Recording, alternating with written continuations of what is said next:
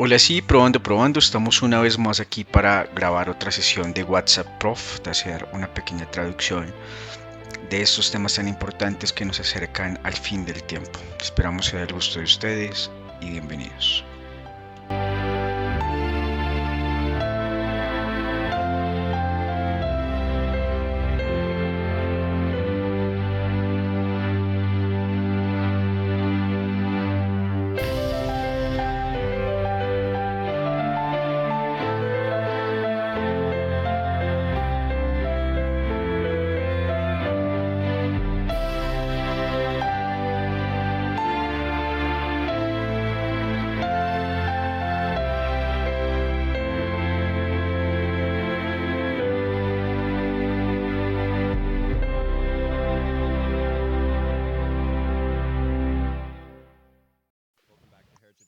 Bienvenidos nuevamente a Heritage and Hope Ministries. Hoy tengo el placer de contar con la presencia de mi hermano James, como siempre, y también de Walter Bate y Martin Smith de Clutch of Minds. Chicos, muchas gracias por acompañarnos hoy. Es un placer. Gracias, eso es un honor. Ya sabes, ha habido mucha conversación a lo largo de los años sobre el hombre de pecado y lo que se habla en Apocalipsis sobre ese hombre de pecado. Pero sabes, en realidad hay un versículo antes del Apocalipsis en el Nuevo Testamento que habla de esta persona que se exalta a sí mismo por encima de lo que se llama Dios. ¿Qué encontramos allí que sea de interés para nosotros como protestantes historicistas? Bueno, hay mucho en ese versículo que ha causado mucha controversia a lo largo de los siglos. Por supuesto, hay gente que quiere dejar esto para el futuro. Pero si regresamos al protestantismo histórico y tomamos algo como el romanismo y la reforma escrita por Gratan Guinness, a finales del siglo XIX es obvio que los reformadores tenían una visión muy distinta sobre quién era este personaje y afirmaban que era el papado, quien estaría sentado en el templo de Dios, asumiendo que él era Dios. Ahora bien, el templo de Dios es una referencia a la iglesia, porque Pablo en muchos lugares dice que vosotros sois el templo del Dios viviente en Efesios, por ejemplo. Así que el templo de Dios al que se refiere aquí no es un templo de piedra, sino un templo de seres humanos que comprenden el Israel espiritual de Dios. Y dentro de ese millar cristiano estaría este hombre de pecado, que se exaltaría por encima de todo lo que se llama Dios. Y es adorado. De manera que él se sienta en este edificio de iglesia, pretendiendo o mostrándose a sí mismo como Dios. Y así lo interpretaron los reformadores. Ah, históricamente no hay otra manera en la que se puede interpretar, porque Pablo claramente también dice que antes de que el Señor pueda venir, primero debe haber una apostasía. Y el hombre de pecado, el hijo de piedad, debe ser expuesto. Y esa apostasía vendría cuando aquel que se opone es quitado del camino. Y tenemos que acudir a los primeros padres de la iglesia para ver a qué se refiere esto. Y todos están de acuerdo en que la referencia allí es a la Roma pagana, que tiene que ser eliminada para dar paso al surgimiento de la Roma papal. Y luego eventualmente este poder papal, con su sede y autoridad depositada en la silla pontífica, tomaría esta autoridad sobre sí mismo dentro de la iglesia de Dios. Supuestamente, ¿no? Pretendiendo que ellos son Dios y que pueden legislar por encima de Dios. Así que básicamente esa fue la interpretación de los reformadores y es una interpretación que está 100% en línea eh, con los hechos históricos. Tú sabes, Pastor Bate, que hay muchos puntos que mencionó allí. Una de las cosas que hemos estado encontrando aquí en nuestros estudios en Heritage and Hope es cuando miramos el latín en Segunda de Tesalonicenses 2:4, cuando dice que Él se mostrará a sí mismo como Dios. ¿Sí? Lo que es interesante es que dentro del derecho canónico mismo, la palabra ostendens o mostrar se usa en realidad en Distinctio 96 Satis, evident, del Decretum Gratiani, y ahora esto fue hecho y tenemos una copia del derecho canónico aquí mismo. Alex está de 1559 y dice que se muestra bastante claramente ostenditor, la misma palabra latina ostedens, que el pontífice no puede estar como poder secular, ¿sí? Y que va a ser llamado Dios como Constantino, que ya es evidente que incluso un dios no puede ser juzgado por los hombres. Usando específicamente la palabra teum aquí, sabes, encontramos estos en realidad en múltiples manuscritos en todo el Vaticano en los últimos años. Y lo han estado digitalizando y lo llevaron tan lejos en Distincio 40 que dijeron que si el Papa falla y descuida la salvación fraternal, si es encontrado inútil y negligente en sus obras y además silencioso del bien, lo que lo ofende más, sin embargo, lleva a innumerables pueblos como con él eh, para ser azotado con muchas plagas por la eternidad. Bien, así que el hombre es quien debe juzgar a todos, según esto. ¿Sí? Creo que este es uno de ellos y aquí de nuestra serie jesuita, el Shankra Concilia, donde el arzobispo de Cafu, Christopher Marcellis, en la quinta sesión del concilio de Letrán habló del Papa como tú eres finalmente otro Dios en la tierra. O podemos ver aquí al Papa León XIII, ocupamos en esta tierra el lugar de Dios Todopoderoso, dice. Y por supuesto, tenemos este trabajo aquí de 1766. Este es el trabajo de Lucius Ferrer, al que a menudo se hace referencia en cuanto a la autoridad papal. El Papa como si fuera Dios en la tierra, el único soberano, y Rey Supremo y Rey de Reyes, poseedor de una plenitud, ¿sí? Ahora continúa diciendo que el Papa es de tan gran dignidad y exaltado como si no fuera un simple hombre, sino como si fuera Dios y el victorioso de Dios. Solo el Papa es llamado Santísimo. Por eso el Papa es coronado con una triple corona del Rey del Cielo, de la Tierra y del Infierno. Ya sabes, tocas estos libros y por eso es que en realidad estamos tratando de obtener esto, para tratar de exponer este sistema que ha existido durante tanto tiempo. Y ya sabes, la perspectiva protestante clásica. Durante cientos de años fue que el papado era el anticristo. Y de hecho hay una lista en línea compilada de todos los diferentes protestantes que creían que el Papa era el anticristo. Y en lugar de intentar aceptar la opinión de alguien al respecto, ya sabes, por eso que estamos recopilando aquí estos trabajos originales de la Reforma Protestante, para intentar mostrárselos a la gente, porque estos trabajos no son imitaciones, son reproducciones. Estos son básicamente los documentos originales reales que muestran que el anticristo tenía estas afirmaciones. Y respalda las afirmaciones del libro La Gran Controversia o El Gran Conflicto, que habla sobre algunas de estas afirmaciones. Y creo que en realidad hay mención en este libro sobre algunas afirmaciones con respecto a eso. ¿Es correcto eso? Sí. Entonces, una de las afirmaciones en la Gran Controversia es que el Papa se le ha llamado Señor Dios. ¿Sí? Y como saben, esto ha sido algo que se ha puesto en duda a través de los años en algunos casos. Algunas personas han dicho que fue una declaración posterior del siglo XVI, que en realidad se introdujo por error y que la palabra dem no estaba en el manuscrito original, que era solo una interpolación. Pero una de las cosas que hemos estado encontrando aquí últimamente es que antes del siglo XVI, incluso en el siglo XV, vemos que estaba muy incluido en las extravagancias de Juan XXII y por supuesto era consistente con el cuerpo principal del derecho canónico donde también se mostraba el Papa. Entonces, algunas personas dicen que es un brillo, pero en realidad era consistente con el cuerpo. Pero hace 400 años hubo un jesuita, Andreas Ude, que habló del original Sensillini Sex o de la glosa de Sensillini para las extravagantes y dijo que la palabra Deum no estaba allí, dijo que solo decía Señor, Señor el Papa, pero no decía Señor Dios el Papa. Y entonces algunas personas han comentado que este manuscrito fue cuidadosamente ocultado de las miradas indiscretas de los protestantes. Pero ¿sabes qué? Ya no está oculto, ha salido a la luz. Y aquí se encuentra el latín original del siglo XV. Y aquí está el folio 166, arriba a la izquierda. Dominion dem nostrum papamum en realidad estaba allí. Elena White tenía razón todo el tiempo.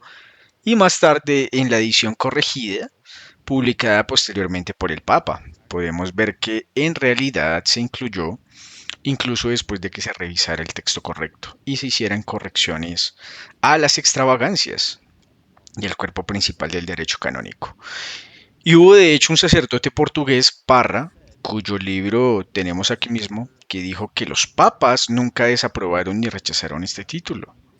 ¿Por qué lo harían? Quiero decir, era coherente con el cuerpo principal del derecho canónico. Pero una pregunta que tengo es, Pastor Beit, usted sabe, en 2 de Tesalonicenses 2:4 vemos esta referencia al hombre de pecado, pero ¿cómo se conecta esto con Apocalipsis? Bueno, conecta absolutamente, pero antes de llegar allí, solo quiero decir que esta es la belleza de su ministerio, porque como tú dijes correctamente, muchos de estos documentos han sido tergiversados, negados, desaparecidos de la vista pública, desde que el foco estaba en el papado como el anticristo. Y algunos de los artefactos han desaparecido y han sido negados. Pero es sorprendente para mí cuántas personas se suben a ese carro y dicen que estas cosas nunca existieron, pero en realidad son reales. Y habéis creado una biblioteca de pruebas a tal efecto para que nadie pueda negarlo ya.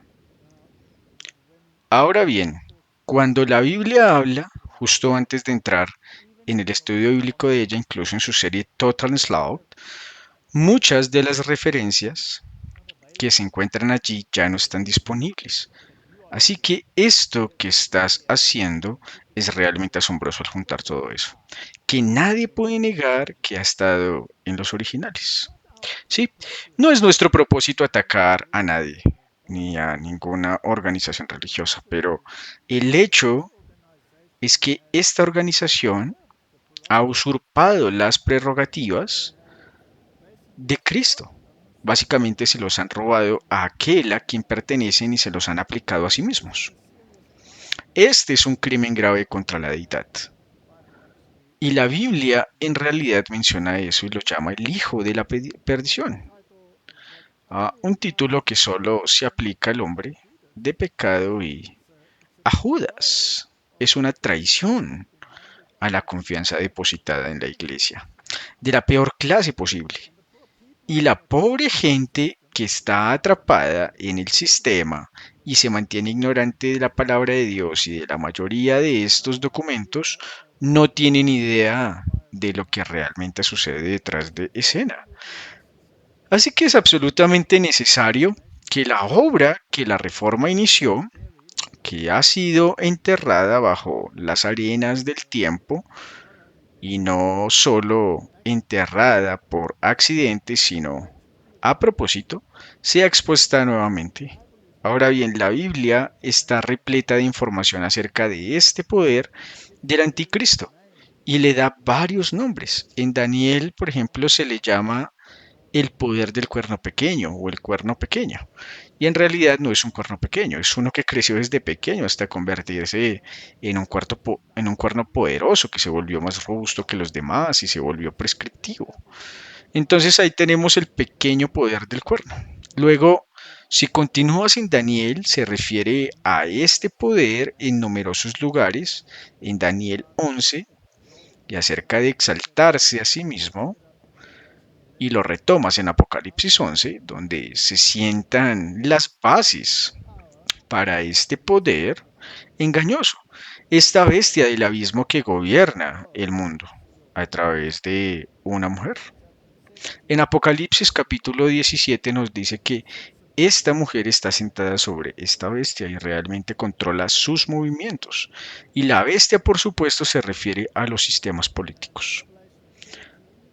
Y en Apocalipsis 13 tienes una bestia conglomerada de Daniel capítulo 7, con los atributos del cuerno pequeño que perseguiría a los santos, que cambiaría los tiempos y las leyes, que gobernaría por un periodo de tiempo específico. Así que todos estos se alinean con el mismo poder. Así habla Daniel sobre ello. Pablo da una visión general de las características de este poder, cómo se exalta a sí mismo, cómo se pone en el lugar de Dios, cómo en realidad ha manipulado su posición dentro de la iglesia cristiana. llamándose un poder cristiano, cuando en realidad es paganismo disfrazado de cristianismo. Y en la bestia conglomerada de Apocalipsis capítulo 13 tienes todos estos atributos nuevamente. Y luego tienes un segundo poder que en nombre de este primer poder que gobernó durante la Edad Media y cambió los tiempos y las leyes, lo volverá a poner de relieve.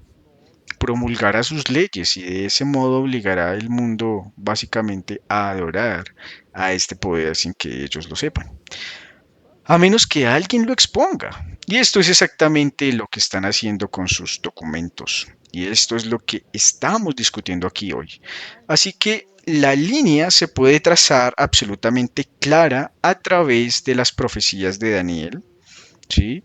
A través de la exposición de las mismas en la Reforma.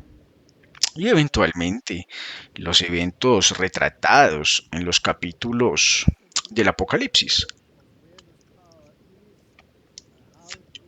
Es una imagen nítida de dónde está este poder, cómo gobierna o cuáles son sus objetivos y cuáles serán las consecuencias de hacer cumplir esos objetivos. Sabes, una de las cosas que mencionaste es sobre el tipo de documentos que salen a la luz. Recuerdo que hace unos años leí en uno de los sitios web que ustedes tenían sobre una cita del Catholic National, donde había un cardenal antes de convertirse en papa que dijo que el papa no es simplemente el representante de Jesucristo, sino que es Jesucristo velado bajo la carne, ¿sí? Está en la carne y hueso y fue citado por el Catholic National. Pero a lo largo de los años sé que algunos sitios web católicos lo han negado y han dicho que no existe tal revista. En realidad nos comunicamos con Suiza, de hecho, a la biblioteca de la universidad y encontramos el Catholic National, que era un periódico católico, pero contiene esa cita particular donde el Papa o el cardenal, en realidad creemos que fue el cardenal Sisto, el 25 de noviembre de 1894, quien hizo esta declaración, de hecho, antes de convertirse en papa. Entonces lo que dijeron no existía en el Catholic National, diciendo que no es un periódico real y de alguna manera arrojando sombras sobre algunas de las citas proporcionadas en sus sitios web. En realidad hemos localizado y encontrado que no, que en realidad tenían razón y la revista existía. Y ahí está, para que todos la vean. 13 de julio de 1895.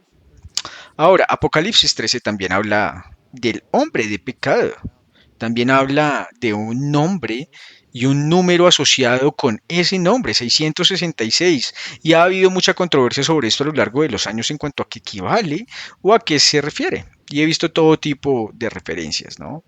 Desde tatuajes, códigos de barras, hasta que creo que hoy en día incluso se habla de inteligencia artificial y todo tipo de cosas que la gente imagina. Pero una de las cosas que encontramos en nuestra investigación es que había una vieja idea presentada en 1612 por Andreas Halbig en su Anticristos Romanus, y fue interesante que él pasara incluso por un cardenal, el cardenal Bellerín, que era jesuita. Todos sus criterios en cuanto a por qué Bellerín también lo estaba estudiando, y había algunos criterios que cualquiera que fuera el número debía producir el número requerido. Y debe estar de acuerdo con la orden papal, ¿no? No debe ser un nombre vil aplicado por los enemigos, sino aceptable ante el mismo anticristo. Y debe ser uno de lo que pueda jactarse. Y de todos los títulos que utilizó el papado, Vicarius Fade fue el que eligió, y de hecho hay muchísima evidencia que lo respalda. Hemos estado haciendo algunas investigaciones recientemente y de hecho, para aquellos que nos están viendo y no están familiarizados en cómo se suma, aquí está el gimnasio, pero hemos estado haciendo algunas investigaciones en la Biblia digital del Vaticano con nuevos manuscritos digitalizados en los últimos años y hemos encontrado docenas de manuscritos. Están los folios o paginación para cada uno de los lugares donde se utiliza el nombre. Pero en muchos casos, de hecho, se utiliza en el derecho canónico.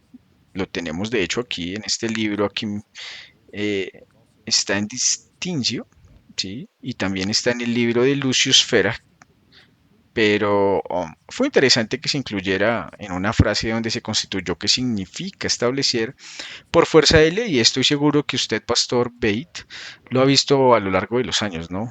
Y tiene algunas conferencias. Sí, hubo una serie de testigos que afirmaron haber visto esta tiara en realidad testigos independientes, no en connivencia, y luego la tiara desapareció de la exhibición pública y se negó que esta tiara alguna vez existió. Luego hubo gente en las filas protestantes y lamentablemente incluso en nuestras propias filas que comenzaron a negar vehementemente que comenzaron a navegar esta interpretación del archivo de Vicario, que fuera realmente correcta. Pero entonces la referencia a esto también fue hecha en nuestro Sunday Visitor, si mal no recuerdo, que era un documento publicado por la Iglesia Católica Romana. Y luego, si cometieron un error en eso, ¿por qué lo volvieron a publicar unos años más tarde con exactamente la misma información?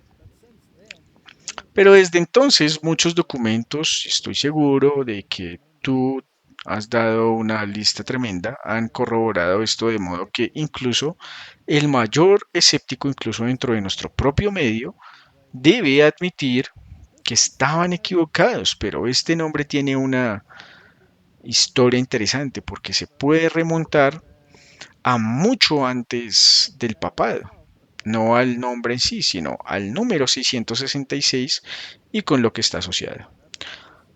Y tal vez pueda, simplemente no quiero hablar todo el tiempo, pero quiero hacerlo breve. Entonces, el hombre de pecado es un representante de Satanás y Apocalipsis deja muy claro que el dragón le da su asiento y su gran autoridad. Ahora bien, esta palabra sede es una palabra ah, de la que también hablamos en la sede papal, ¿no? Aquella desde la cual él habla con autoridad expulsada, infaliblemente.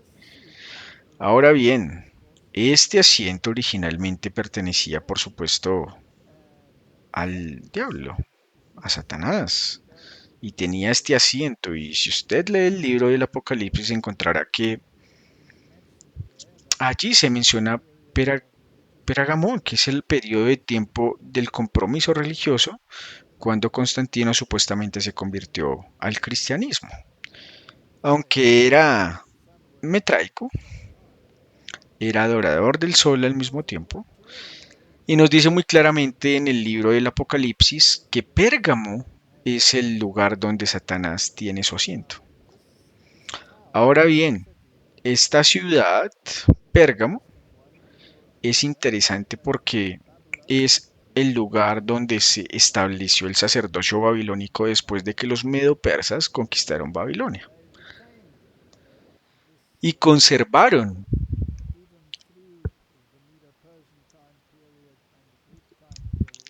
esta ciudad incluso durante el periodo mesoriano y el periodo griego y finalmente se dieron su título al emperador romano. Ah, y este título era Pontifex Maximus, que era el sumo pontífice. Y él está donde la revelación nos dice que está sentado, donde Satanás tiene su asiento. Ahora bien, ese asiento se movió cuando renunció al último rey. Creo que quien hizo eso fue Átalo III cuando renunció a su título y luego se lo dio a los Césares. También tuvo que tomar este título de deidad con él. Así que es muy importante que él estuviera pegado a la deidad. El pontífice allí, el Pontifex Maximus, también era un dios. Ahora bien, los primeros emperadores romanos no aplicaron esta deidad a sí mismos. Pero después de que Julio César tomó el título y se lo aplicó a sí mismo, todos los emperadores posteriores a Julio César también tomaron ese título de deidad. Y aquí es donde entró el culto al emperador y se hizo cumplir por ley. Y por supuesto, los primeros cristianos fueron los que tuvieron consecuencias, porque no podían inclinarse ante un rey dios pagano con ese título. Ahora bien, ¿dónde se sitúa ese título hoy en día? Se encuentra con Roma, porque Roma tomó el título de Pontifex Maximus. Por eso en el capítulo 13 de Apocalipsis dice que Satanás o el dragón le dio su asiento y su poder y gran autoridad, de modo que ese asiento se ha trasladado de Babilonia a Pérgamo, a los Césares y luego a los Césares papales, si podemos llamarlos así. Y ellos tienen el título y tienen la deidad.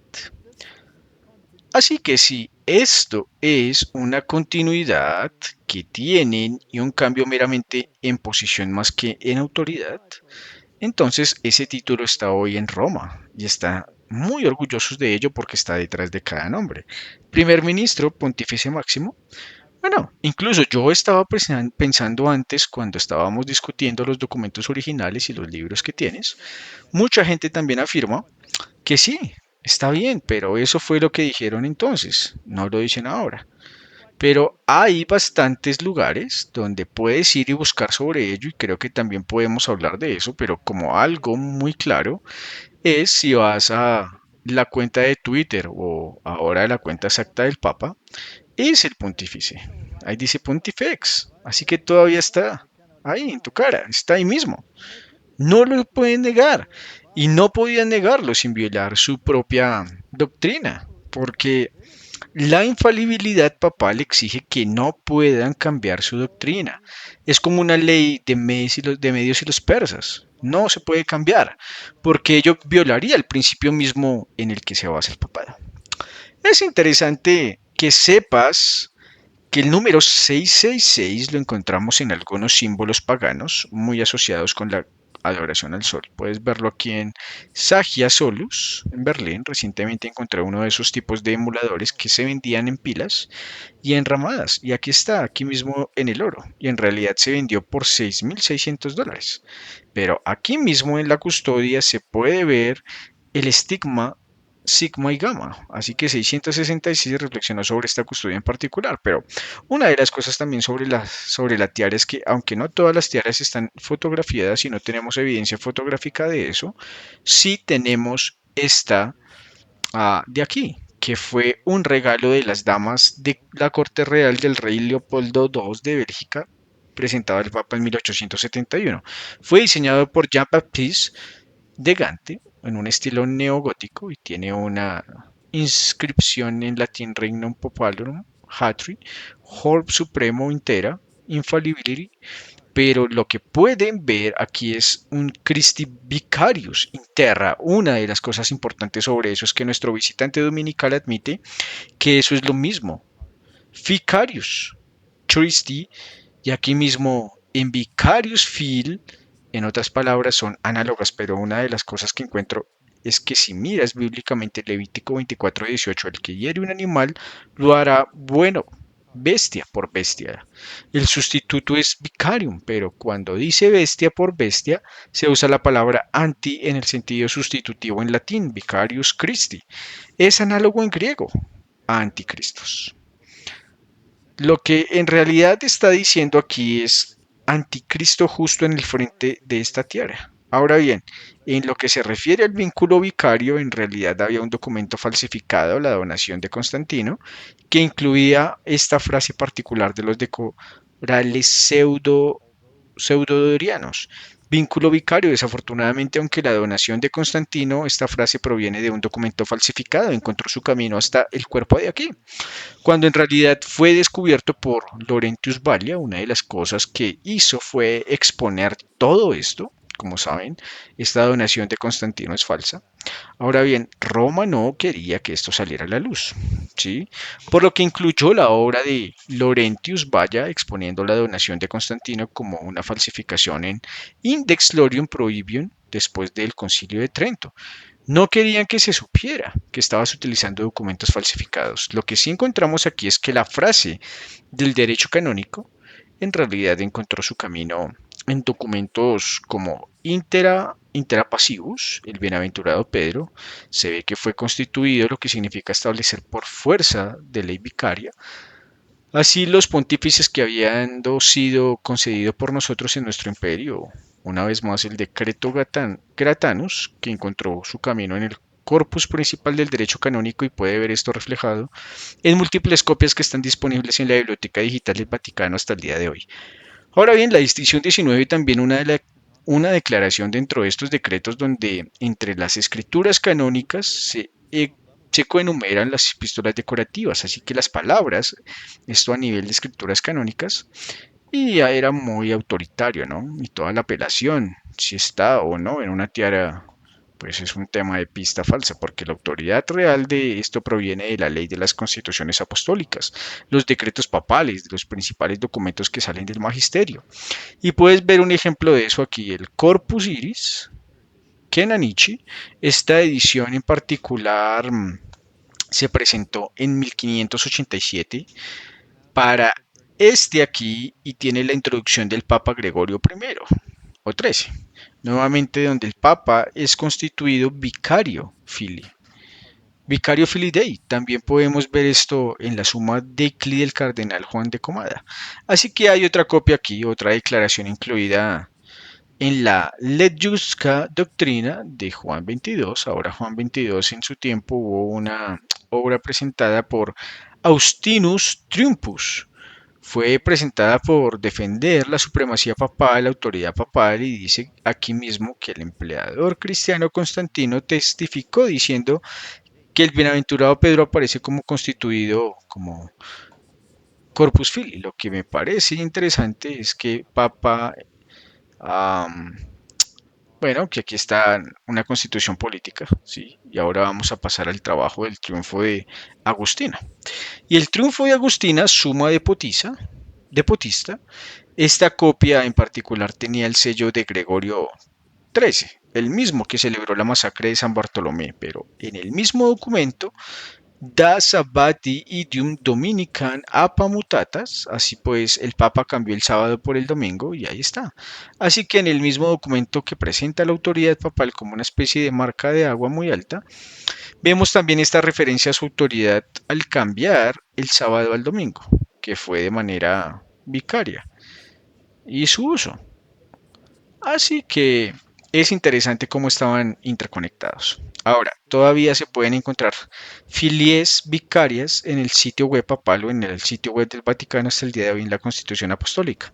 Aquí mismo, de Rivi Munensis, en 1965, el Papa Pablo VI, también Baffen, 1968, y se refleja en todo momento. También lo tenemos en ese trabajo. Como mencioné antes, y tengo una copia de eso en una diapositiva aquí mismo. Alex, ¿hay mucha evidencia? Sabes que hay una gran cantidad de evidencia. Yo sé, creo que tiene que haber mucha evidencia. Y sabes, pienso en cuál fue el principal problema original de Lucifer. Uno de sus principales problemas era que tenía orgullo en su corazón. Piensa en Isaías 14:12.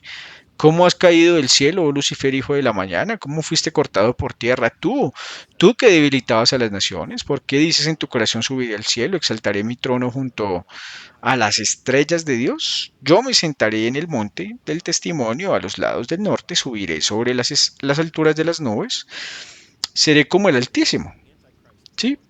Si observamos este poder del anticristo, este poder de la bestia, este poder del cuerno pequeño que hemos mencionado, ya sabes, a lo largo de las escrituras, una de las cosas principales es que si va a imitar a Satanás y si básicamente va a ser el portavoz de Satanás, entonces debe ser necesariamente orgulloso y jactancioso, ¿no? Entonces, este poder 666 no va a ser algo que sea secreto y que tengas que revelar en secreto.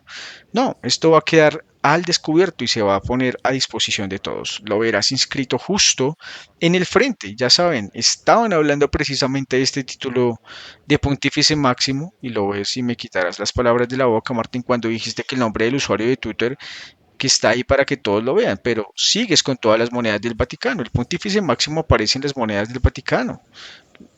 Lo ves inscrito debajo de la iglesia principal, allí en el Vaticano, y puedes verlo escrito en piedra allí mismo. ¿Dónde ves eso? Así que este no es, ya sabes, un sistema en el que intentan mantenerlo todo oculto. De hecho, hay imágenes del Papa donde hay querubines y cada lado de él mientras está sentado allí. Así que vemos esta imagen donde él se exalta a sí mismo para ser como el Altísimo y sentarse en el trono de Dios. Y entonces este título papal, Vicario Filii, básicamente el sustituto de Cristo, es muy blasfemo. ¿verdad? Porque nadie puede ser verdaderamente un sustituto de Cristo, pero al mismo tiempo se espera que lo sea. Y creo que te he escuchado por discutir esto antes, ah, donde dijo bien, identifiquemos todos los diferentes ejemplos, y creo que era católico. Dijo bien, veamos este título 666, ¿qué título encajaría? Y tiene que ser uno que se le ocurra al anticristo. Sí, entonces, Andreas Helvig, sí, a ver, así que Andreas Helvig, siendo protestante, de hecho fue quien ideó ese reconocimiento del título originalmente, pero ni siquiera fue una idea adventista. Quiero decir que esto ocurrió mucho antes de los adventistas del séptimo día, pero una de las cosas de las que usted habló es el orgullo y la pretensión papal. Usted sabe que en Daniel 7 este poder piensa tanto en sí mismo que puede modificar o cambiar los tiempos y las leyes divinas. Ah, y ese es un punto crítico, porque en estos manuscritos una de las cosas que encontramos, por ejemplo, en los decretos de Gregorio IX es que conforme a la plenitud del poder podemos dispensar por encima de la ley. Ahora bien, en 2 de Tesalonicenses 2.4, la Vulgata Latina dice supra en lugar de arriba, y aquí encontramos una vez más supra, donde el Papa es por encima de la ley. Y continúa diciendo que no es el hombre, sino Dios quien separa a aquellos a quienes el romano pontífice que ejerce las funciones no de un mero hombre, sino del Dios verdadero, habiéndose casado con la necesidad o el beneficio de las iglesias. Disuelven no por autoridad humana, sino más bien por autoridad divina. Y quiere decir, estos están disponibles en el sitio web del Vaticano hasta el día de hoy.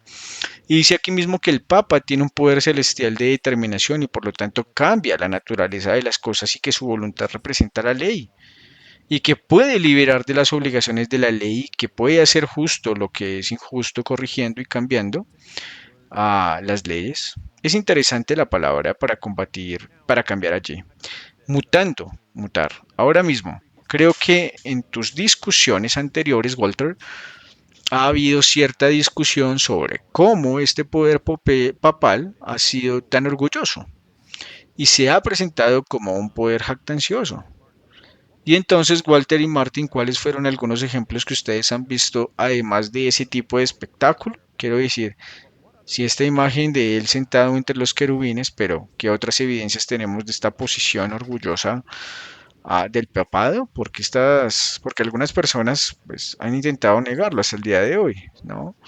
Y como sabéis, el Papa Francisco como el Papa León XIII han intentado presentar esta apariencia más humilde. En realidad no los ves usando los mismos elementos que usaron los papas anteriores, pero sí tiene una tiara elaborada en varios niveles de oro con incrustaciones de muchos otros metales.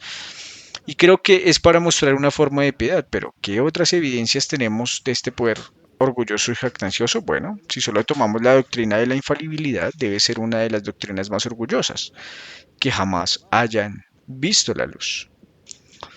Ah, si te imaginas lo que realmente están diciendo,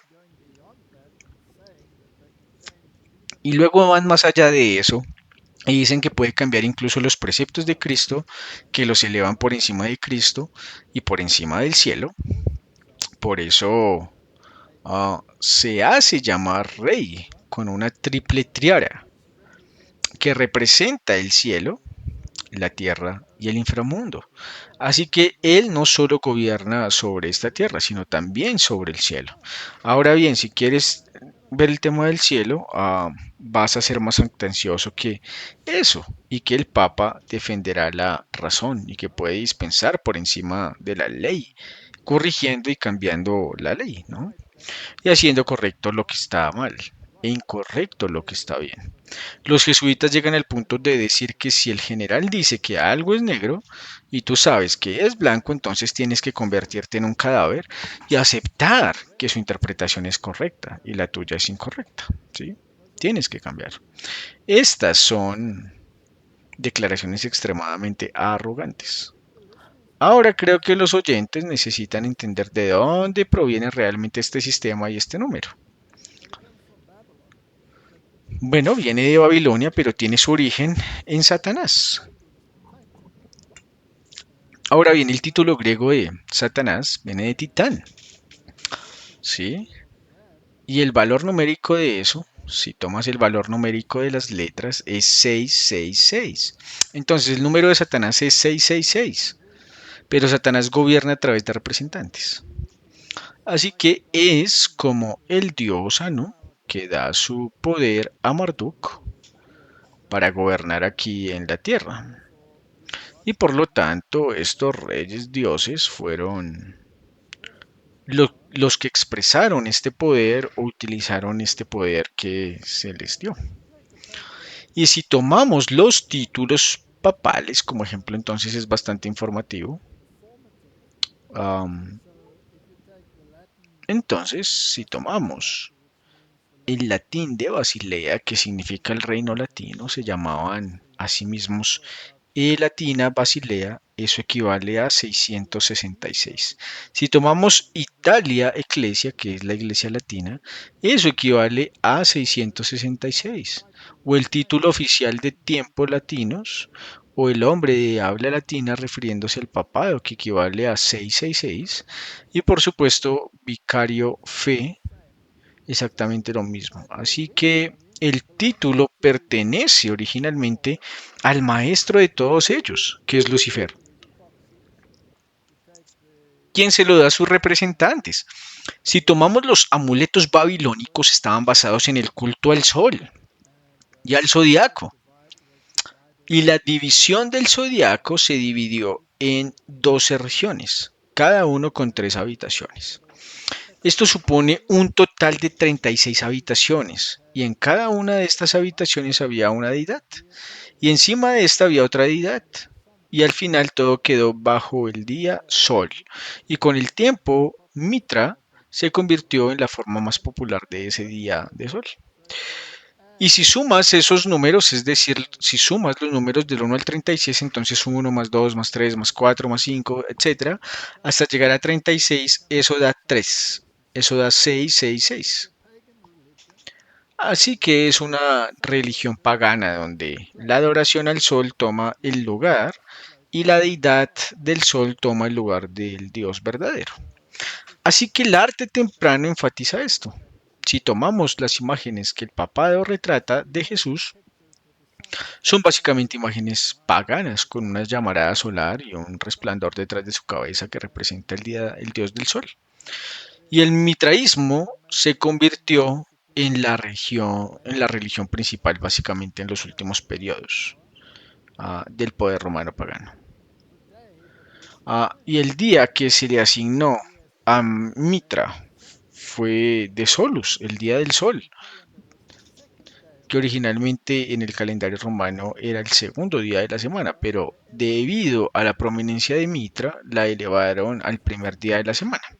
Ahora bien, esto es fascinante porque si vamos a Apocalipsis 13, entonces los pies sobre los cuales se para esta bestia conglomerada son los pies de un oso. Y el oso es el mitraísmo. Entonces, ¿cuál es este fundamento sobre el cual se sostiene? Bueno, es adoración al sol. El mitraísmo y el día era de Solace, el día del sol y el papado muy temprano en su inicio, excepto ese día del sol, cuando el sábado fue prohibido por el emperador Hadre y lo incorporó como el día, la resurrección, sin una palabra de autoridad bíblica. Así que hay una línea muy fascinante que va del paganismo al paganismo cristianizado. Y si alguien quiere dudar de que el cristianismo es el sistema papal, no es otra cosa que paganismo cristianizado. Puede simplemente tomar todas sus doctrinas que son de origen pagano, y tomemos la doctrina del purgatorio, tomemos la doctrina del bautismo infantil, y tomemos la doctrina de comer uh, una comida consagrada que era parte del ritual mitraico. Esto es mitraísmo, es el culto al sol en su forma más absoluta. Bueno, solo sobre eso tres que acabáis de mencionar, preguntaste antes qué más están haciendo todavía que se blasfemó. Básicamente todo eso sigue siendo blasfemo y todavía lo sigue siendo. No solo es blasfemia estar ah, estar a bordo participando en esta apostasía con ellos. Por lo tanto, una comunión unificada o Eucaristía es uno de los objetivos del papado, ¿sí? El jubileo es un año jubilar ahora, y eso es de dar indulgencias.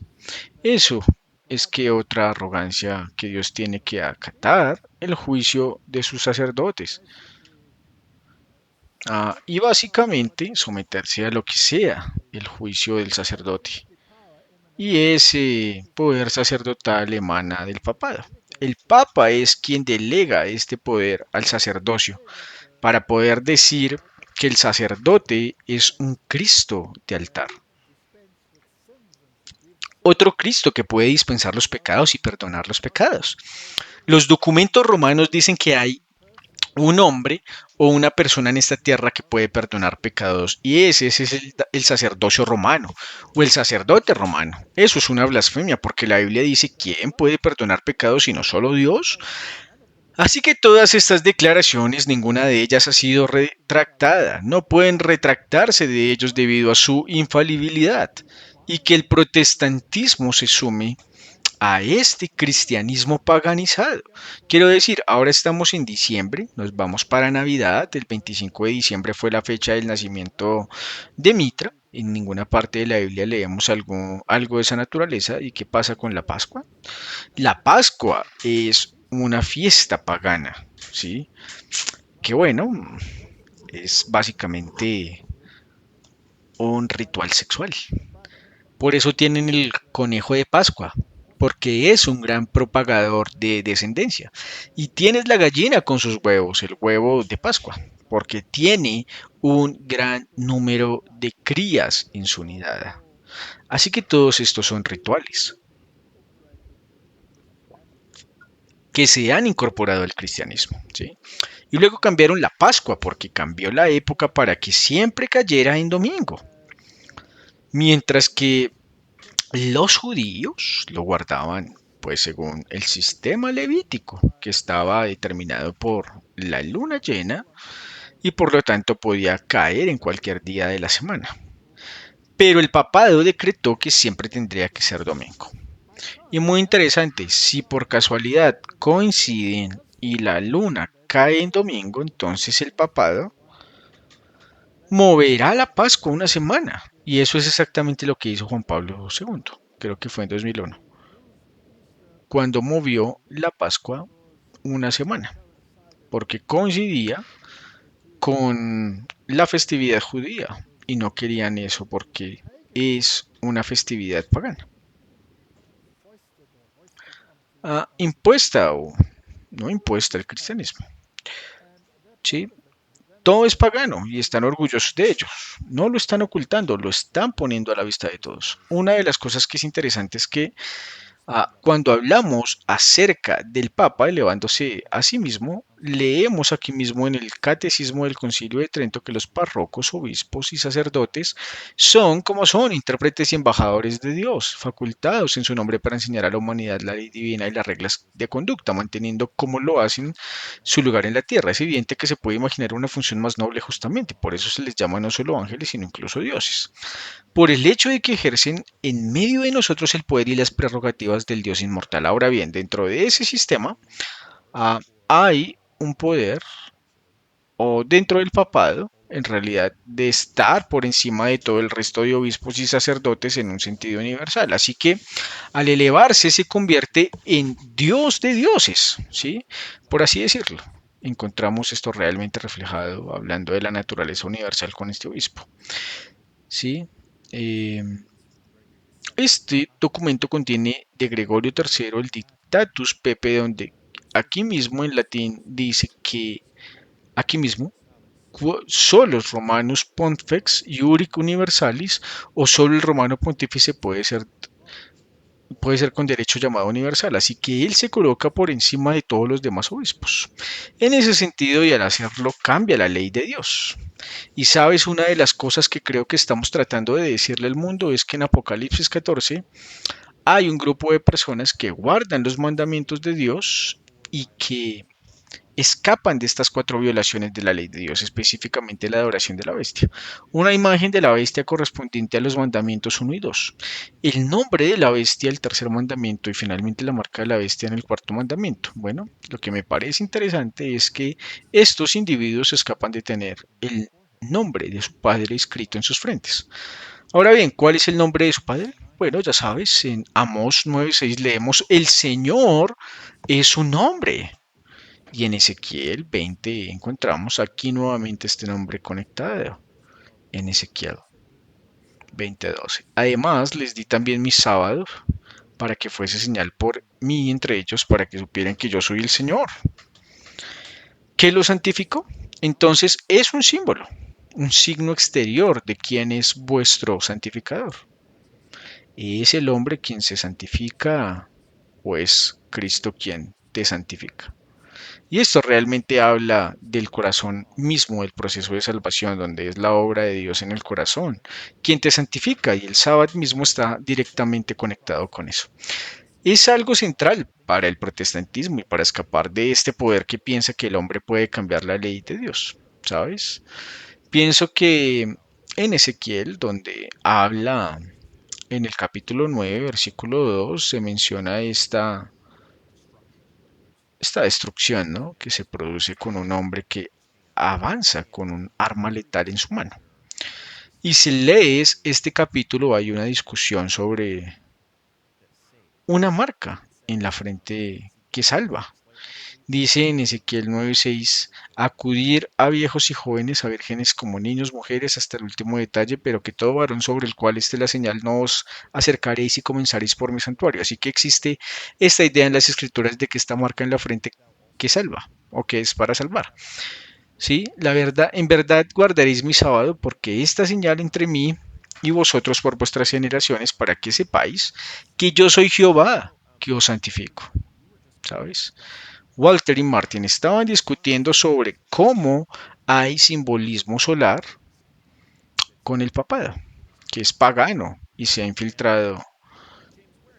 Y Santiago, donde en las escrituras se habla de las cuatro abominaciones. ¿Y cuáles eran aquellas cuatro abominaciones de que se habla? ¿O cuál fue la más tremenda para los judíos? Bueno, en realidad es un conjunto, ¿no? Antes de que acabas de mencionar en Ezequiel 8 hay otro tipo de bestias abominables. Y vemos la adoración de Tamuz. Tamuz es una especie de creación de un hombre falso en contraste con el nombre de Dios. Por supuesto, también hay imágenes referenciadas allí, pero la cuarta abominación y la más alta de todas es la 4, 5 y 20 ancianos que con sus espaldas vueltas hacia el templo se inclinan ante el sol. Es la abominación más alta de todas esas cuatro abominaciones. Y es directamente antes de la prueba en Ezequiel capítulo 9, que es muy similar a Apocalipsis 14, donde en este caso tienes una señal que salva vidas en la frente, pero en Apocalipsis 14 puedes tener esta marca en tu mano o en tu frente que te condena. Y una de las cosas que iba a mencionar también es que ya sabes, es difícil pasar por alto todo esto cuando miras el resto de Apocalipsis sobre qué es realmente este poder. Ya sabes, tenemos como este poder está muy mencionado también en Apocalipsis 17, donde está representado por esta mujer que tiene una copa de oro. Por supuesto, Roma también lo ha hecho, incluso la palabra vitacanus en sí. Beit, en el diccionario latino, hace referencia a un profeta, por así decirlo, o a un buzo, o a algún tipo de vidente o pronosticador, y luego una mujer anciana también. Um, Y al final esta anciana bailando levanta el polvo, básicamente cualquier cosa que fuera temporada es agradable, pero para la palabra Vaticanus, si la conectas con lo que es la anciana de la profecía, y una de las cosas que encontramos aquí es incluso en San Juan de Latín, donde originalmente fue el hogar de los pontífices durante más de 1000 años, y justo afuera de esto puedes ver una inscripción, Sacrus Latin Ecclesium, y Viset Orbis Ecclesiarum em Caput, entonces ella afirma ser la madre de las iglesias. Y yo me remonto al edicto de Constantino, ya sabes, allá en el 7 de marzo del 321, en el venerable día del Hijo, hablando de reunir a la gente para que puedan adorar en ese día. Y entonces justo allí, cuando el cristianismo estaba en su infancia, hace apenas 300 años, tiene este cambio al domingo, donde él tiene que hacer un edicto para decirle a la gente que adorará en este día del sol, lo cual tiene connotaciones interesantes cuando miras a Roma y cómo solían adorar la alma Invictus. También es interesante que todo esto con Constantino alrededor del año 321 termine con solo unos pocos años después, en 325, con el concilio de Nica. Había muchas cosas que estaban sucediendo en ese periodo de tiempo. ¿Y qué fue lo que realmente sucedió? Bueno, acabamos de ver, pues, después de 1700 años, algo enorme con esta iglesia madre, reuniendo a, a la gente bajo sus alas.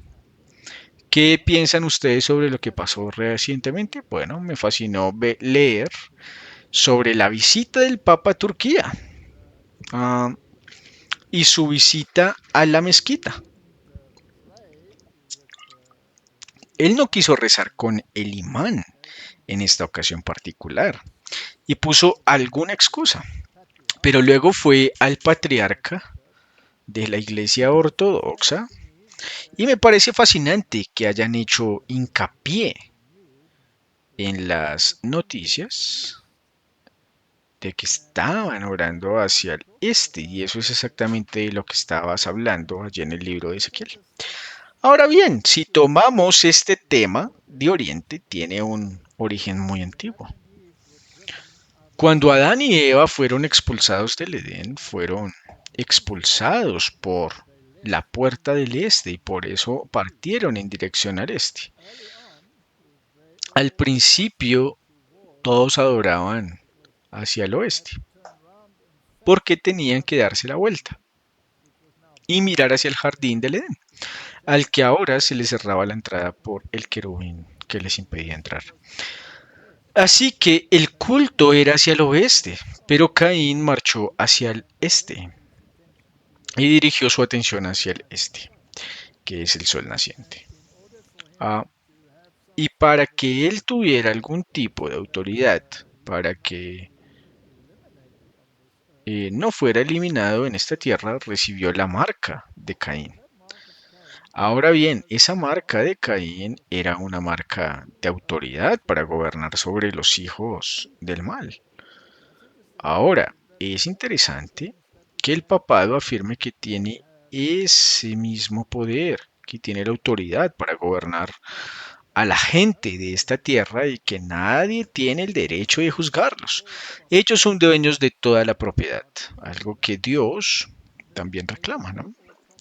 Pueden enajenar toda propiedad y pueden prescindir de ella por encima de la ley.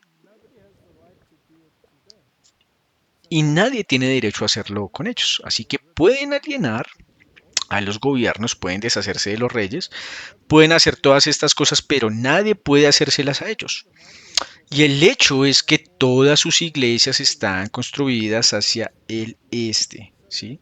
O al menos la mayoría de ellas, para que el culto se realice hacia el este. Algo que el libro de Ezequiel resalta porque es paganismo, es adoración al sol. Y por eso al menos a sus ojos es justo que el día del sol sea el momento culminante de su día de adoración. En otras palabras, la Pascua perpetua de su poder. Y realmente lo han afirmado en sus escritos. Este poder llegó tan lejos anteriormente que los que no estaban de acuerdo con ella no podían comprar ni vender. Sí, eso es lo que solo quería mencionar brevemente. Probablemente llegaremos a eso. Si leemos Apocalipsis 13, versículos 16 al 18. Pero antes de mencionar eso, solo recordé, ahora cuando mostró esos documentos que todavía están en el sitio web del Vaticano, de 1968 a 1965, creo que eso es después del Vaticano II, ¿no? Que ya les dice que no hay cambios. Ah, eso fue algo en lo que pensé y luego volví a esto. Es un gran punto. Es un gran punto. Sí, tal vez vamos a discutirlo también ahora, pero cuando leemos el versículo 16, él hace que a todos, pequeños y grandes, ricos, pobres, libres y esclavos, se les dé una marca en la mano derecha o en la frente. y que nadie pudiese comprar ni vender, sino el que tuviese la marca o el nombre de la bestia o el número de su nombre también dice, ¿no? Y luego continúa identificándolo como el 666. Pero ¿podrías explicarnos rápidamente qué significa tener ese número, Walter? Tener el número significa que te has sometido a la autoridad de ese número. Porque Caín, quien recibió la marca de Caín, tenía la autoridad de castigar 7 veces más a cualquiera que se le opusiera. Y su descendencia posterior aumentó eso a 70 por 7. Y es fascinante para mí que Cristo diga que debes perdonar 70 veces 7, a menos que, por supuesto, tengas nuevas traducciones que violen eso y lo conviertan en 77. Pero es, por supuesto, esto una referencia al capítulo 8 y 9 de Daniel, donde se refiere al tiempo de gracia, que cierra después de los 70 por 7. Así que debes perdonar con gracia. ¿Quién tiene este poder de perdonar o no perdonar en términos de los poderes terrenales? Bueno, el papado reclama ese poder. Y si te sujetas a ello, si te sujetas a esto, entonces eres siervo de aquel que se sujeta, aunque no sea adorando. Incluso si es solo por eso, es o bien, bueno, digámoslo de esta manera, si se te ordena hacer algo que es directamente contrario a la voluntad explícita de Dios en la Biblia y eliges ir en contra de la palabra de Dios, seguir la corriente, entonces recibes ese título o número y lo has recibido. Y has recibido ese nombre. El nombre también es una referencia al carácter. Y el carácter de Dios está retratado en los 10 mandamientos. Así que os sometéis al carácter del hombre de pecado y a sus 10 mandamientos cambiados, que por cierto son una abominación. Entonces, estáis sujetos a ese poder y si colocáis a un nivel de autoridad superior al de Cristo, entonces en realidad estáis adorando a una falsificación. Así que creo que básicamente lo que estamos viendo es que habrá dos marcas al final de los tiempos. Vas a tener una marca en el techo como la que se habla en Ezequiel, que está en la frente, lo que significa que entiendes que es tu razón, es tu pensamiento y crees que es verdad y que este es el sello de Dios y el pueblo justo de Dios será sellado con esto al final de los tiempos. Pero también tienes esta marca de la bestia que está en la mano o en la frente, lo que significa que puedes consentir en ello y realmente creerlo en tu mente o en tu mano, lo cual significa acción, ¿no? Puede que no lo creas, pero lo aceptarás, ¿sí? Actuarás en consecuencia. ¿Cómo se compara eso con James? ¿Tenías algo de material sobre compra y venta específicamente? ¿Cómo se comparará eso con comprar y vender? ¿Cómo se compara? Bueno, ya sabes, Apocalipsis habla del poder que era, no es, y sin embargo es. Y sabemos que este poder perdió su autoridad civil en 1798, cuando recibió una herida mortal. Pero para aquellos que están mirando el final de los tiempos, cuando este poder reviva, ya saben, solo necesitamos entender y mirar el pasado, mirar la historia de cómo este poder ha gobernado para entender las conclusiones del fin de los tiempos sobre quién controla la compra y la venta. Y una de las pruebas de ello es el Papa Alejandro III con el Concilio de Tours y esto también proviene de la Biblioteca Digital del Vaticano que han digitalizado en los últimos años y prohíben bajo anatema que cualquiera se atreva a mantenerlos en sus casas o en sus tierras, sustentarlos o realizar cualquier negocio con ellos. Podemos ver aquí también que esto, por supuesto, se reflejó en las obras jesuitas que tenemos en nuestra colección también, pero incluso Guillermo el Conquistador hizo tributaria toda la tierra de Inglaterra al romano pontífice y no permitió a nadie en su poder comprar o vender nada si era encontrado desobediente al mar. Entonces tenemos autoridad civil que dice, oye, queremos que todos sigan a Dios como Él lo define o como Él piensa, lo cual realmente significa seguir el camino apostólico y hacer cumplir mediante la coerción que habiéndose perdido las comodidades de la humanidad, se les obligue a regresar del error de su camino. Así que básicamente el plan del diablo aquí es hacer que ames las comodidades de la humanidad más de lo que amas a tu Salvador. En realidad a eso es a lo que reduce todo aquí. Y la triste realidad es que lo que está sucediendo con todo el ecumenismo, incluso entre la multitud de nacionalistas cristianos aquí en los Estados Unidos, es que hay quienes dicen que estamos bien con la obediencia no regenerada. Lo que quieren decir es que si te coaccionan, básicamente recibes la marca en la mano. Te fuerzan a través de la acción a hacerlo, pero en realidad no lo crees.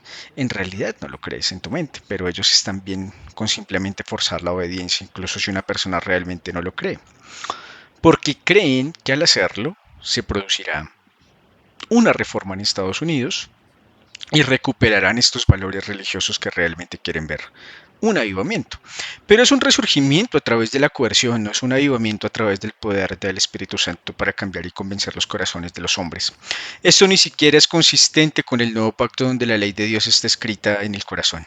Pero sí es muy consistente con la estrategia del diablo desde el principio, incluso desde los días de Caín y Abel. Esto fue el sacrificio de Abel, el que fue aceptado ante Dios, fue ofrecido con fe, pero cuando el sacrificio de Caín fue rechazado, él se levantó y mató a su hermano Abel. Y es que ese sistema de matar a quienes no están de acuerdo se ha reflejado en el gobierno de Satanás a lo largo de la historia desde entonces. Ya sabes, una de las cosas que creo que es interesante es que muchos nacionalistas cristianos hoy en día ya no ven al papado como el poder del anticristo. Y sin embargo el simbolismo está ahí a raudales, el paganismo. Ya hemos tocado ese tema antes y hemos bailado en torno a este tema de la adoración al sol. Y hemos hablado acerca de, ya sabes, cómo en el venerable Día del Sol Constantino hizo cambiar este dicto. Pero, ¿qué tipo de simbolismo vemos en el hecho de que el Vaticano todavía mantiene el culto al sol en sus diversas ceremonias y ese tipo de cosas? Quiero decir, aún vemos algunos símbolos de adoración al sol presentes que se conservan del paganismo romano, donde solían adorar a Sol Invictus, el dios del sol. ¿Vemos eso todavía hoy? ¿Qué dirías, Walter y Martin? Bueno, tú acabas de hablar de Tammuz recientemente o hace unos momentos, ¿no? Y el culto a Tammuz. Y luego lees en las escrituras que las mujeres de Sión estaban llorando por Tammuz. Ahora Tammuz, por supuesto, era el hijo de Baal y Semiramis, que solía ser Baal, solía ser Nimrod, que ascendió al sol y se convirtió en parte del sol y luego impregnó a través de un rayo solar divino a Semiramis. Y ella dio a luz a este hijo Tammuz. Ah, y le horneaban pasteles. Y estos pasteles tenían el signo de Tammuz, que es básicamente una cruz de dos lados pares. Y hasta el día de hoy, en tiempos de Pascua, de hecho, tenemos estos bollos de cruz caliente. Así que nada ha cambiado realmente. Todo el ritual de Pascua está basado en el paganismo y está tan alejado de la Pascua cristiana como Oriente lo está de Occidente. Así que tenemos todas estas imágenes de adoración al sol. Luego está, por supuesto, la diosa, la reina del cielo, Isis, como quieras llamarla. Ista también. Y el catolicismo romano tiene exactamente lo mismo. Así que también retratarán a María con un resplandor solar detrás de ella, básicamente como la encarnación moderna de Semiramis. Y la Biblia nos dice claramente que los muertos nada saben, que duermen.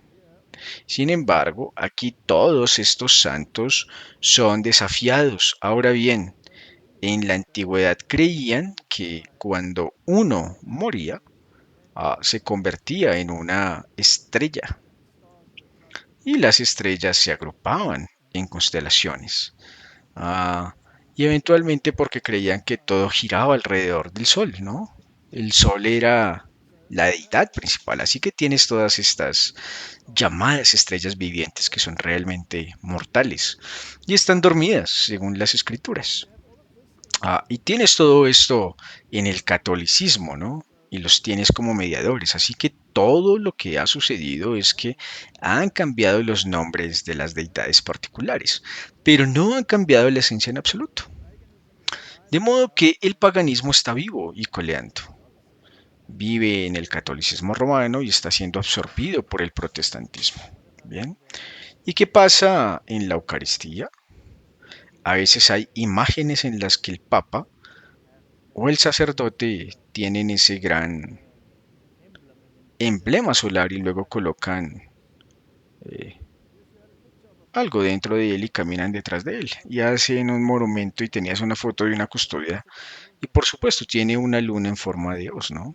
En la parte inferior y esa luna en forma de hoz representa el útero de la mujer en el que nació Tamuz, el dios del sol. Por eso es que tienen un dios que es como el sol redondo. En ninguna parte de las escrituras se lee acerca de un dios del sol redondo, que luego se planta dentro de ese útero, en la luna en forma de hoz de la custodia, y luego la custodia a menudo tiene pequeñas varillas rectas y curvas unidas a ella. Y las curvas representan a la hembra y las rectas representan al macho. Es una forma de adoración fálica, si lo prefieres. Y luego esto se lleva y se adora, lo cual se hace hasta el día de hoy en las procesiones papales, donde hacen marchar las hostias consagradas por las calles para su veneración. Eso es pura adoración pagana al sol. ¿Sí? En ninguna parte de las escrituras se lee eso. Una de las cosas que estamos viendo es que en Apocalipsis 14 sabemos que hay mucho paganismo en Babilonia. Pero ¿hacia dónde va esto en el tiempo profético? Ya sabe, hay una advertencia sobre la marca de la bestia que los protestantes desde Thomas Tillon, Peter Chamberlain, John Lavington, muchos otros individuos han identificado el domingo con la marca de Roma o la crisis de la marca de la bestia. Es interesante hacia dónde se dirige el diálogo en el pensamiento público. Una de las cosas que estoy viviendo aquí recientemente es que Twitter se ha convertido en una plataforma desde que Elon Musk lo obtuvo, donde se lleva a cabo mucho este diálogo, específicamente pidiendo una legislación dominical. Y algunos de los comentarios que estamos viviendo aquí recientemente son de personas que detienen a quienes rompen el sábado, obras de necesidad. Este individuo responde efectivamente, u otro lugar del cristiano reformado algunas cosas que son justas y rectas. La imposición del sábado cristiano consistía en sanciones civiles, leyes contra la blasfemia, penalizando civilmente a los ciudadanos que podían asistir al culto público y se negaban a hacerlo.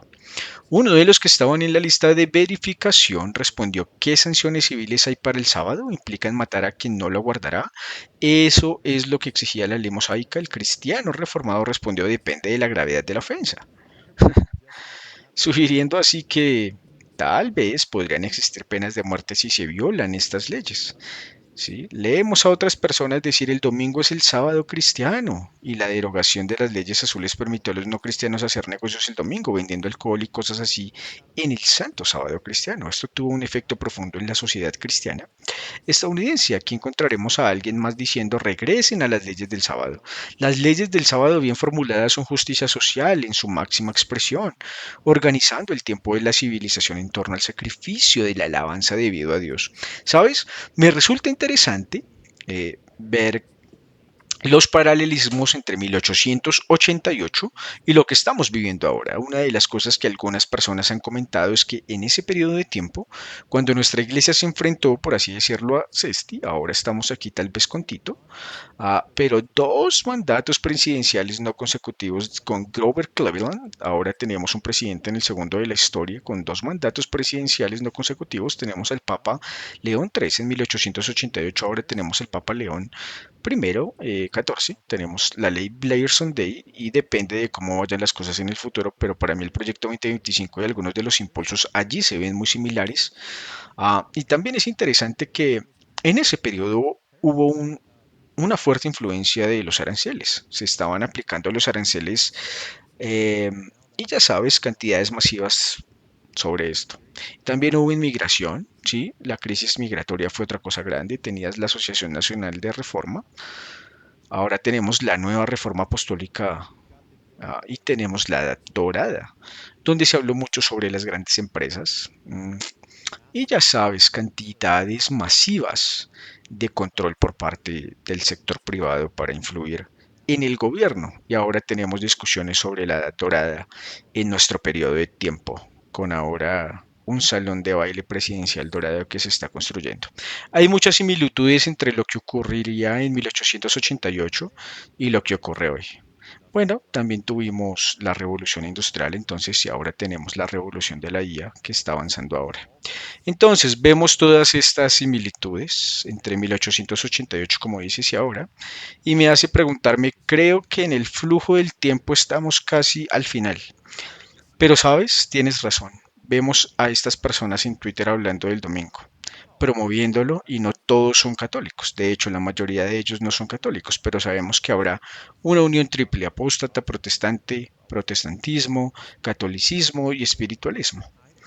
Y lo que yo veo es que vemos en Apocalipsis donde vemos la primera bestia, en Apocalipsis 13, y luego está esta segunda bestia que hace una imagen de la primera bestia. Ya sabes, estamos sentados aquí hablando sobre el simbolismo del sol y hablando sobre el paganismo que hay en el Vaticano que está impregnado de él. Y quiero decir, puedes mirar en el Vaticano donde tienen un obelisco egipcio que originalmente estaba dedicado al dios del sol, que trajeron con un gran gasto y un gran esfuerzo para traerlo desde a Egipto y luego lo instalaron allí y en realidad es el reloj del sol más grande del mundo, justo afuera de la iglesia principal en el Vaticano. E incluso tienes el edificio en sí, donde tienes esta cúpula que está, ya sabes, justo ahí en la plaza de San Pedro, donde tienes esta cúpula arqueada, que es en realidad lo que se usaba para es algo así como un templo solar, porque tendrías toda esta luz que venía del sol arriba. Y de hecho, si miráis el techo de la Basílica de San Pedro, podéis ver rayos del sol por todas partes y a su alrededor. Ah, se puede ver ese título Pontifex inscrito o Pontífice inscrito justo en el techo con todos estos soles a su alrededor. Incluso tienes el altar mayor, ¿sí? Que es donde el Papa, ya sabe, celebra la misa y mira detrás de él y solo hay un estallido del sol gigante. Así que vemos este simbolismo del sol en todas partes y como ustedes decían, cuando sostienen la Eucaristía literalmente sostienen un disco blanco y lo sostienen así, ¿verdad? Y mientras lo sostienen, ¿qué es eso? Ese es el sol naciente. Pero entonces, si miramos el simbolismo, cómo es que este segundo poder de la bestia en Apocalipsis 13 hace una imagen de la primera bestia, bueno, mire cómo está distribuida la ciudad de Washington. En realidad aquí está el edificio del Capitolio, que recuerda muchísimo la Basílica de San Pedro. Y también tienes un obelisco gigante, de hecho un obelisco aún más grande con el monumento a Washington. ¿Y todo esto hacia dónde se dirige? ¿Dónde está Lincoln cuando está sentado en el templo donde se sienta? ¿Por qué está sentado en un templo? Dicen en este templo, de hecho lo dirá en los carteles y estará grabado detrás de su cabeza. Utiliza la palabra templo. ¿Hacia dónde mira? Está mirando hacia él, hacia un obelisco solar, en dirección al edificio del Capitolio. Profe Bate, estoy seguro de que tiene algún comentario sobre los diversos simbolismos que vemos donde está imitación de Roma aquí en un segundo poder de la bestia. Bueno, se afirma que el que está fuera de San Juan más tarde, ese obelisco es el obelisco de Thutmose III. Ahora, según William Chevy y otros, ese faraón en particular era el faraón del Éxodo. Y si es así, entonces ese es el que dijo, ¿quién es Yahvé? ¿Debo obedecer su voz? No lo conozco y no obedeceré su voz. Y eso es exactamente una reminiscencia de lo que está haciendo el papado. Cuando trajeron esa cruz de obelisco a Roma, permaneció allí durante muchos años, porque el papado decretó que quien la erigiera habría tenido un gran gasto. Por supuesto, si fallaran y se rompiera, entonces lo pagarían con sus vidas. Así que nadie quería intentarlo hasta que finalmente alguien lo hizo y logró construirlo. Y estos son todos datos muy interesantes. ¿Por qué traerían estos obeliscos dedicados al dios Sol? Porque es un símbolo fálico, pero también estaban dedicados a los diversos faraones. ¿Por qué traerían eso y lo erigieran y lo erigirían afuera de su iglesia principal. Desde la iglesia de John Lenner, la madre de todas las iglesias, incluso usan este título. Es simplemente increíble. Y luego, como usted dice, el domingo, la autoridad del domingo se basa únicamente en los principios católicos. Hay numerosas citas en las que Roma dice que el culto del domingo se basa en sus preceptos y solo en los suyos. Solo ellos se atribuyen ese mérito. Y si por tanto alguien llama el culto del domingo, en realidad es un llamado a aceptar la autoridad papal en términos de la esencia moral de su vida. Y prefiero aceptar la esencia moral de este libro, donde Dios nos dice cuál es la esencia moral y dice que debemos recordar el día de reposo y no olvidarlo. Se trata pues de dos autoridades en juxtaposición. Es la cuestión de la marca de Dios versus la marca de la bestia. Y es una cuestión de autoridad. ¿Quién tiene derecho a gobernar mi capacidad moral? ¿Es el papado o es Dios a través de su palabra? Y en cuanto a mí en casa, creo que es Dios y su palabra los que dictan la autoridad moral y no algún usurpador terrenal. Es interesante que hayas mencionado ese obelisco porque ese habría sido el faraón que prohibió el descanso sabático. Sí, solo quería decir eso, es exactamente igual. Tú dejas que el sábado y le haces descansar, como Moisés le haces guardar el sábado, llevarte a tus cargas. Esta es una ley antisábado. ¿Sabes si te retractas de eso? El concilio de Niza ya empezó a hablar sobre eso, ya sabes estas cosas, pero fue el concilio de el que finalmente hizo el decreto de que no se permitía guardar el sábado. Y eso es exactamente lo que hizo el faraón. Él dijo, tú Moisés haces que el pueblo cumpla con sus cargas en sábado. Te digo que no descansarás. Solo la Iglesia Católica crea una ley así y se basa en ella hasta el día de hoy. Es una blasfemia más allá de las blasfemias. Y que la gente no lo vea es porque lo han escondido bajo un montón de rituales paganos que no se puede ver la luz a pesar de toda la parafernalia que hay delante. Pero ustedes acaban de mencionar antes que James y Alex sobre cuán similar tenemos el periodo ahora al de 1888. Ah, y creo que esta vez lo que sucedió en el tiempo del faraón cuando esa ley pasó, las plagas cayeron. Las plagas cayeron. Así que en 1888 fue simplemente arrasado porque es como el primer asedio, si tomamos el asedio de Jerusalén, así que no creo que volvamos a verlo dejado de lado en el segundo asedio. Creo que estamos en el proceso del segundo asedio.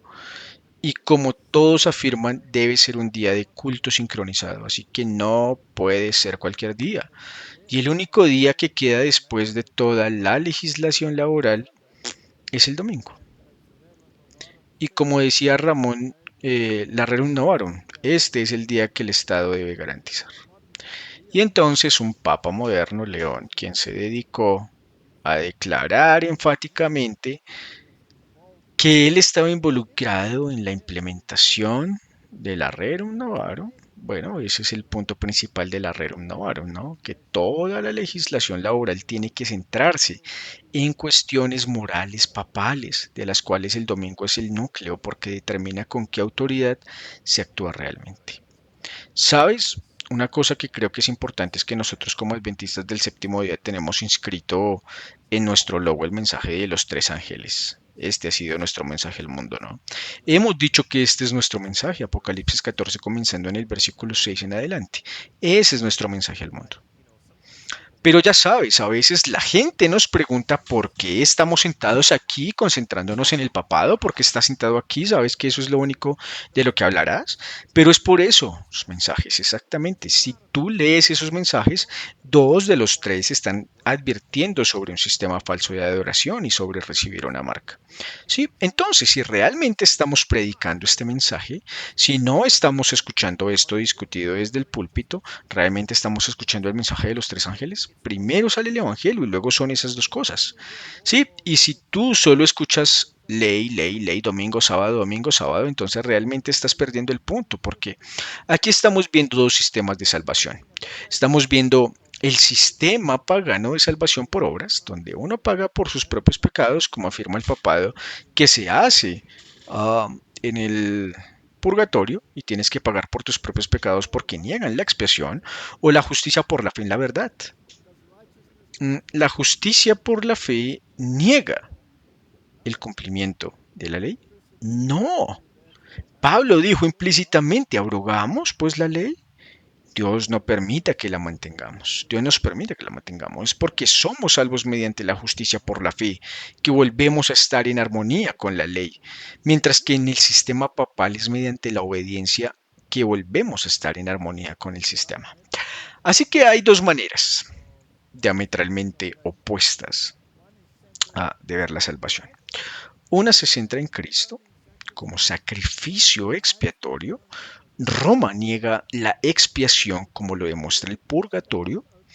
La afirman públicamente, la declaran abiertamente y por lo tanto no es una religión cristiana, sino una forma pagana de cristianismo. Y además si continuamente le muestras a la gente lo que Roma fue, ha sido, sigue siendo y será, pueden entender. ¿Sí? Muestra los tentáculos a dónde conduce. No es solo una organización eclesiástica, tiene sus tentáculos en todo el lado, por eso se habla de ella todo el tiempo. Y la Biblia no advierte sobre todo lo demás, advierte sobre esto, claro. Tomemos el papado moderno. Hemos tenido a los superhombres económicos visitando el papado. Hemos tenido a la fraternidad deportiva visitando el papado. El papa actual acaba de tener a la multitud de Hollywood visitando el papado. Jefes de Estado y de gobierno visitan el papado. Iglesias y sistemas religiosos adoran o acuden al papado. Todos ellos están básicamente integrados en este sistema de superrameras con la inscripción Babilonia, la madre de las rameras. Y ese es un término muy inclusivo porque hay muchas, incluye a las iglesias, ¿no? ¿Verdad? Desafortunadamente, así que ahí tienen toda la pletora. No hay otro sistema en el mundo que califique como el papado para todas las directivas que tenemos en la Biblia. Elena de White dijo que en la Review Angel en 1908 las fuerzas del mal se están fortaleciendo. Satanás adula a sus colaboradores diciéndoles que era una obra que cultivara el mundo, mientras que la inactividad parcial ha invalidado a la iglesia. Satanás y sus huestes están intensamente activos. ¿Sí? Piensen en el Papa, se reunió recientemente con todos los jesuitas y básicamente les encargó que fueran um, y que era necesario. Los jesuitas fueron una respuesta directa, fueron la contrarreforma, fueron una respuesta a la reforma en aquel momento. Al decirles eso a los jesuitas, no creo que su directiva haya cambiado. Siguen siendo la contrarreforma directa. Así que cuando se reunió con él y le dijo, te necesito, porque cuando asumió el cargo en menos de un mes hablaba de unir Oriente y Occidente. Ahora se reúne con Oriente y discute con Bartolomé, discutiendo con estas partes, tratando de unirlas para impulsar este enfoque ecuménico. Si observan, no pierde el tiempo, avanza con gran intensidad. Y dijo específicamente que quiere que las iglesias ortodoxas orientales cambien a el día de la Pascua, porque es el domingo de Pascua. Es el centro que condujo al domingo semanal. Cada domingo es una mini Pascua, según el papado. Y por supuesto, la palabra Pascua proviene de la diosa Ishtar.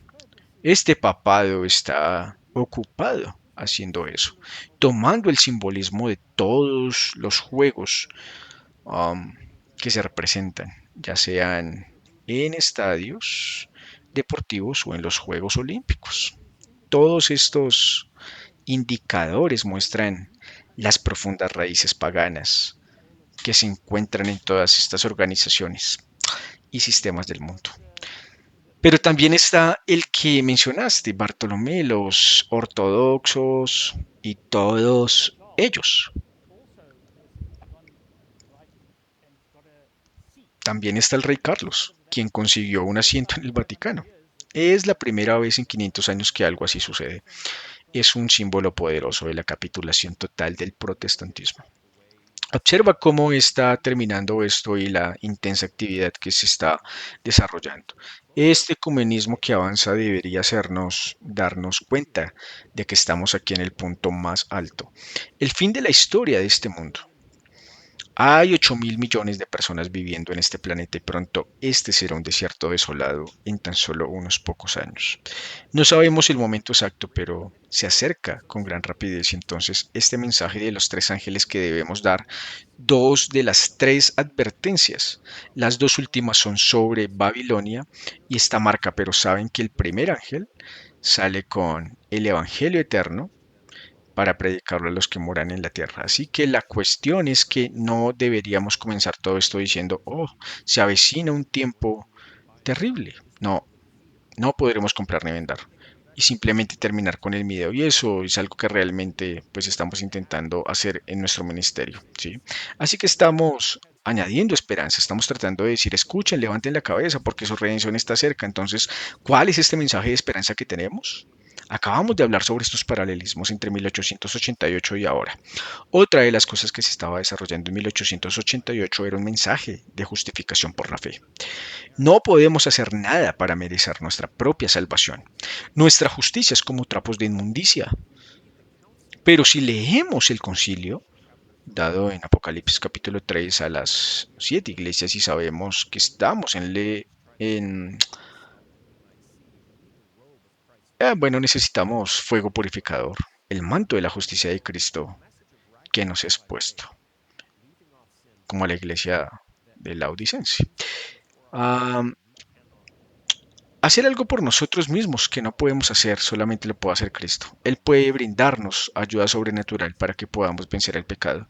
Ese es el mensaje que debe transmitirse, además de los otros dos. Amén. Hay un paralelo. Si nos remontamos a la creación,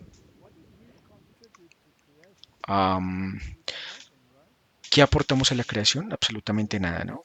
Fuimos el último producto de ese acto creativo, la creación de la humanidad al final del sexto día, básicamente. Ah, Así que no tuvimos participación en la creación y por lo tanto tuvimos que descansar según el mandamiento del sábado en las obras completas de Cristo. Ahora bien, lo mismo se aplica a la recreación, que es la expiación. Por lo tanto, en Deuteronomio capítulo 5 tenemos una segunda lista de los 10 mandamientos donde dice, recuerden que fueron esclavos en Egipto y que el Señor los sacó de allí con brazo extendido. En otras palabras, los libera de la esclavitud del pecado. Y así como no contribuimos a la creación porque ni siquiera estábamos allí, ah, no podemos contribuir mediante nuestras obras a la recreación de nuestra naturaleza caída. Eso es algo que Cristo debe, y hasta que este cuerpo vil sea transformado en su cuerpo glorioso, mi único derecho a la justicia es su manto inmaculado de justicia, que Él me imputa a mí o a quienes creen en su nombre. Así que la esencia misma del sábado es recordar que no tuviste nada que ver con la creación y que no tienes poder para implementar una recreación. Por lo tanto, todo lo que haces se basa en la justicia de Cristo y su poder creador y recreador. Y el papado dice, no, tienes algo que puedes hacer, pagas por tus propios pecados y rectificas tus caminos. Y básicamente no necesitas esta justicia por la fe. Así que el sábado no es solo cuestión de un día. Se trata de descansar en la obra completa que Cristo ha hecho o de descansar en los mandatos y decretos papales. ¿Cuál de los dos te llevará a través de las puertas de la paz? Bueno, creo que este es el mensaje que debemos dar al mundo y no es uno en el que intentemos decirle a la gente que todos los católicos son de alguna manera malvados. O bien somos firmemente anticatólicos y no soportamos a los católicos. Ese no es el caso en absoluto. Anhelo su salvación y creo que muchos católicos bien intencionados, Cristo examinará su carácter. Y creo que muchos estarán en el cielo porque no se les dijo la verdad, sino que vivieron conforme a la luz que tenían. Más bien, mi desacuerdo es con el sistema de adoración que se está impulsando y esto no es algo exclusivo del adventismo, sino que todo el protestantismo creía en esta idea. Terminemos con una breve oración y partiremos de aquí. Bueno, queridos, no han terminado con una oración, entonces hagámoslo nosotros aquí. Bendito y cariñoso Padre, que tu morada en las alturas de los cielos, la honra, la gloria y la alabanza sea para ti por la eternidad. Te agradecemos por este maravilloso espacio, porque nos permites estudiar más del cuerno pequeño para prepararnos en la venida de nuestro Señor Jesús y ser fuertes en Él para enfrentar todas las situaciones que la gran bestia quiere imponer sobre el pueblo de Dios. Danos, Padre Santo, la sabiduría, la inteligencia, el conocimiento para poder asumir esta responsabilidad que nos has puesto como pueblo tuyo de mantenernos firmes ante lo que la bestia quiere imponer. Nos quedamos contigo en esta hora. Danos tu fortaleza para seguir estudiando, para seguir aprendiendo de tu palabra y seguir entregando este mensaje a todas las personas que nos sea posible en el mundo. Todo te lo queremos agradecer y pedir en el nombre de tu Hijo amado Cristo Jesús. Amén.